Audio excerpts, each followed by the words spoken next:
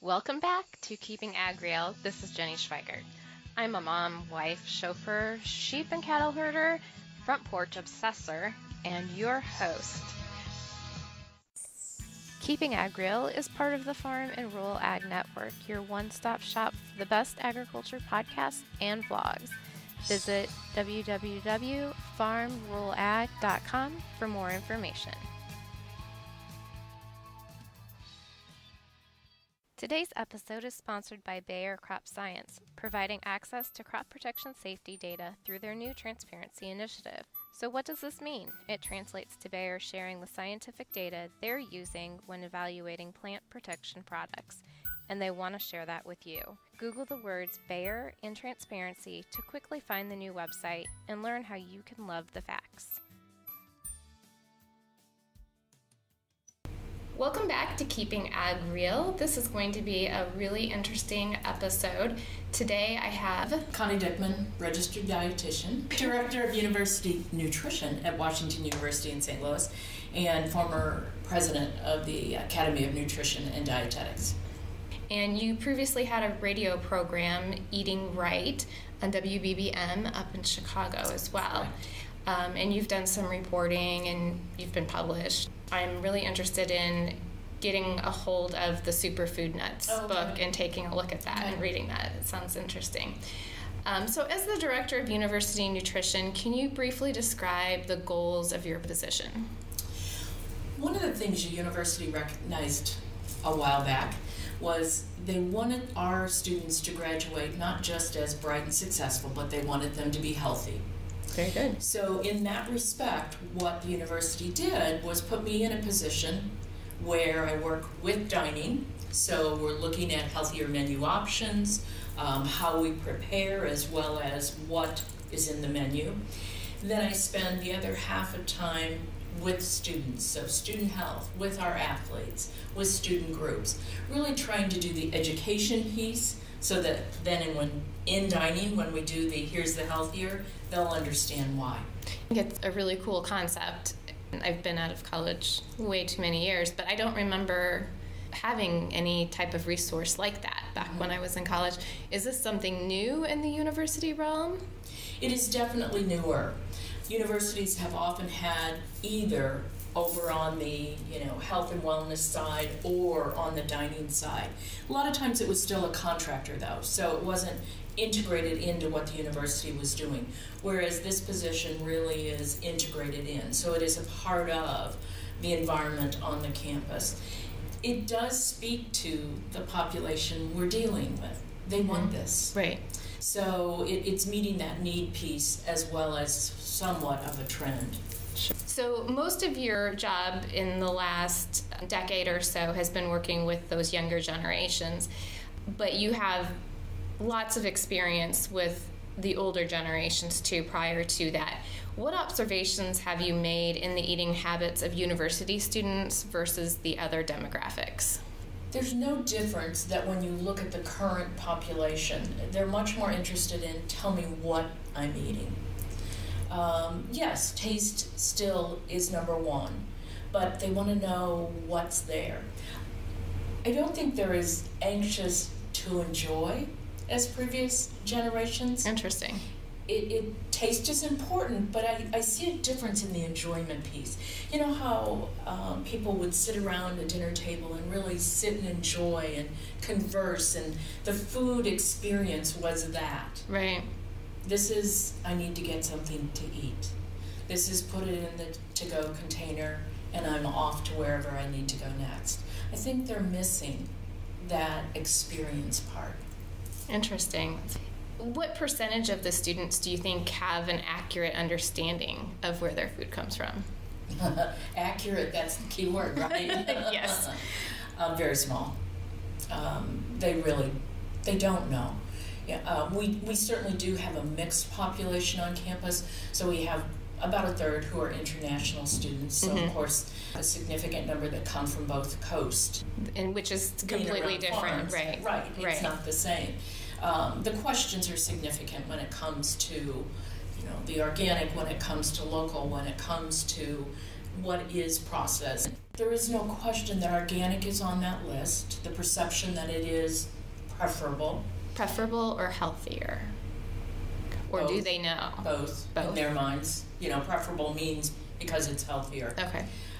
So that's definitely there. But there also, of course, is the whole perception that conventional is drowned in pesticides and so forth. So I think they just really, in general, see what they see on social media and assume it to be what it is.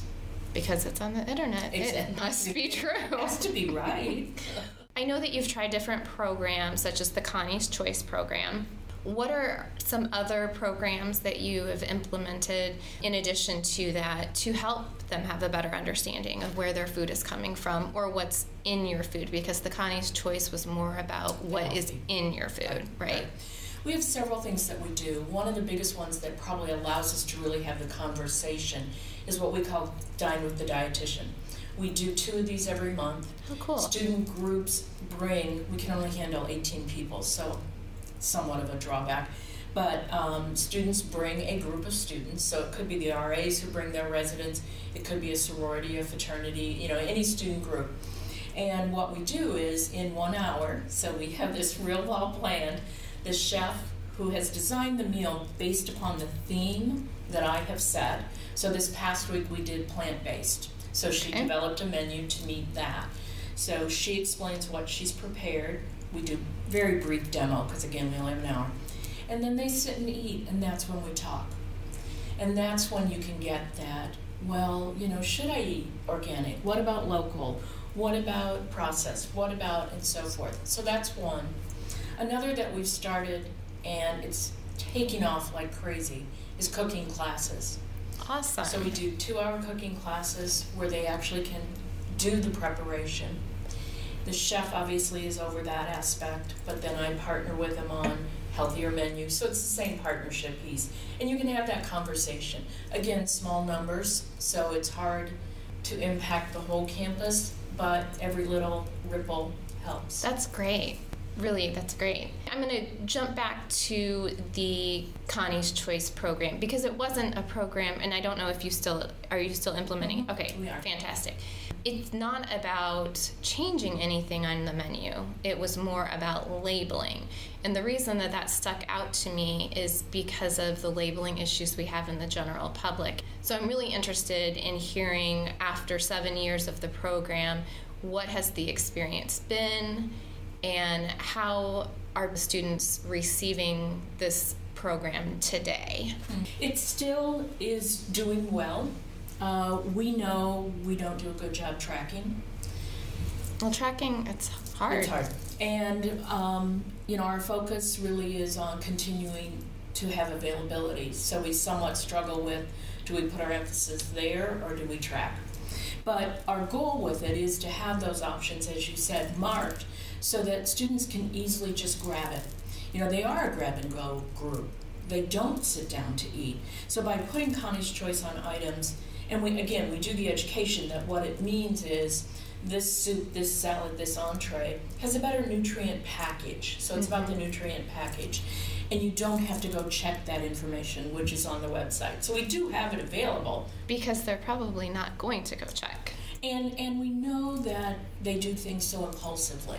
Right. So, which probably ties to your point, yes. We have another program that complements it that is a little different. We were a partnership for Healthier America's School. Okay. That was a 3-year commitment that ended last fall. But as a result of that, we have something called Bear Balance. Our mascot is a bear. So Bear Balance is a little bit more about if you take this dessert, 150 calories or less. Same thing, different little logo, obviously. Right. But same thing, you don't have to think. Same concept. Exactly. And we're trying to keep those items marked price-wise at a point that makes it, it's only 99 cents. I like that. As opposed to... And it's only 100 calories. Yes, exactly. Too. Now, the Bear Balance meals are similar to Connie's Choice, but a little bit different in parameter. So they really have 2 options when they look at meals. What I really like is the name Connie's Choice because it put a face to who is actually working with their food, who has their best interests in mind. and what is really happening with the food service. It was a great move. Whoever had the idea to do that, I think it was a great move. I gave him pushback, but I'll tell him. No, I think it, it really put a face to the program and a face to why you're trying to do what you're doing. That generation isn't necessarily going to go find out the why. I speak to that as a mom of a 15-year-old. Yeah. And I think that younger generation is changing a little bit different than like today's college students, but they're still not willing to go and find the information.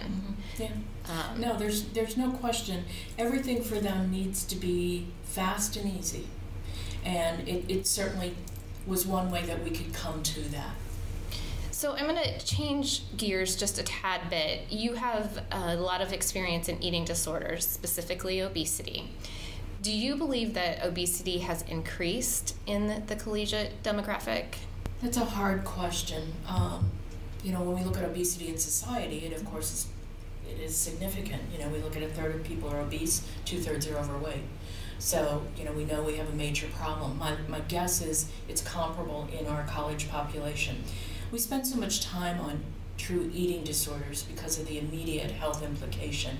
Sure. That we know this, that we don't put enough time on our population who falls in the obese. Yes, I do see those students in student health, so I am working with them, but it is a group that they're establishing behaviors now that are going to be their lifelong behaviors. Mm-hmm. And that doesn't speak well for the future of our society. No, it doesn't. And I guess a correlation that I draw as someone who's very active in the agriculture community and my job and personally, I hear the phrase, we have 9 billion people to feed by 2050. Yet obesity is skyrocketing. So we've got, on one hand, people being told that there's not going to be enough food to feed everybody on the planet. And on the other hand, we hear that obesity is going to be one of the largest causes of death in the age group that is currently in grade school or so. It's very complex, and we can't put the two on the same page because, of course, some of the billions in populations, as we have seen here in presentations, that's happening in third world countries. Exactly. Where we don't have enough food at all. Whereas in our country, we have plenty of food. Yes, hunger is increasing in the United States. Malnutrition is increasing. But that's likely a distribution issue as opposed to in third world countries where availability is not there. And we do need those new technologies for those countries. Not that we don't here either, because that's going to be an issue in terms of water, in terms of land that can tolerate growth and all of that. Either extreme of the spectrum, which is sort of what you're looking at there, we need to be focused on the issue of good nutrition education so people understand what they should be eating, as opposed to, I'll eat it because it's there, now we have obesity, or I don't have it available. It's all about the nutrition piece. So should we drop that rhetoric? I don't think we should. We need to, and one of the speakers today sort of addressed this in terms of the way we market it. I think it was Jason Lusk. We need to think about how we market that. So it's the same thing again. We're looking at this 9.5, 10 billion people projection for 2050. That is a significant problem in terms of good nutrition. No different than the problem with obesity and good nutrition. We just need to package that message in a different way. Right. And it certainly is that nutrition in food and the quality in food and the understanding that, when you look at the things people are worried about, GMOs, clean, natural, the list goes on and on, processed, the list goes on and on. Let's talk about basic nutrition. And I think that speaks also to the question I believe Jason was asked about the reduction in children eating fruits and vegetables because parents are more concerned about whether there's a pesticide on that fruit or vegetable, so they just don't buy the fruit or vegetable because they're either confused or they don't want to do it. Or there's also the cost issue as well, because of the cost. Organic is more expensive. Yes. So how as a community in agriculture, how can we first embrace that philosophy and that idea? And it's not a whole different idea. It's more like we're just kind of turning the dial a little. So how do we do that? I think it's already started, because there is the recognition that both things are real. And again, someone used the word collaboration quite a bit today, right. and that's really what we have to come down to. I think we as registered dietitians, we can speak the nutrition, but if we don't partner with some of the sustainability groups, with the ag groups, with certainly the federal government piece from the standpoint of what is going to happen with Farm Bill, no one of us is going to solve either problem. It's not going to happen. It's not possible. So if we work together, mm-hmm. and that of course is a challenge in this country.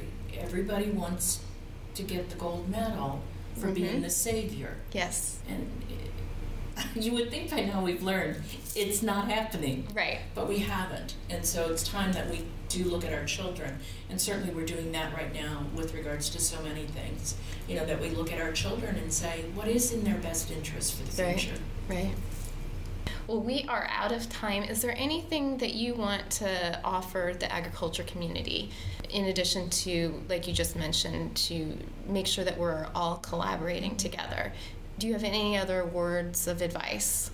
I think, the one thing I hear frequently from people in the ag world is that they are not appreciated and they're not understood. And I think, it's important that they know, those of us who understand food and nutrition, appreciate what they're doing. Very good. Well, thank you very much for taking the time, and Thanks. I hope that maybe down the road we can do a repeat interview sure. and just kind of look at how things change and how they're evolving. So can you let the listeners know where they can find you on social media? Sure. It's at CBDiekman. Pretty simple handle. And that's on Twitter? That's Twitter. And then do you have a Facebook? I do. As well? And they can just search your name? I think it's just my name. All right. Well, thank you.